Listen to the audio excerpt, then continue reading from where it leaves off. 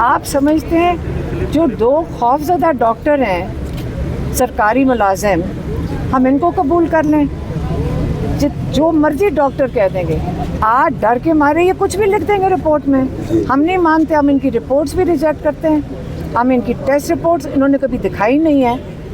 और वो आज सिर्फ जज साहब ने कह दिया जो नदीम कुरैशी है ना दुनिया का सबसे अच्छा डॉक्टर है। जज साहब ने कहा कि पाकिस्तान का सबसे अच्छा डॉक्टर है आंखों का। ये जज साहब को कहीं से पता था? कहाँ से पता चला कि सबसे अच्छा डॉक्टर है? जिसने उस अहमकाना टेस्ट रिपोर्ट पे साइन किया, कैसे अच्छा डॉक्टर हो सकता है? अदालती फैसले पे एतमाद करती हैं आप आज के? एतमाद क्या करें, अभी बता के दिए कि कुछ किया ही नहीं है उन्होंने। आज बेटा उन्होंने फैसला ही कोई नहीं दिया। उसने कहा जो अंदर एक डॉक्टर अंदर जाता है जो इनका सरकारी डॉक्टर, उसको कहा फैमिली को बता दे।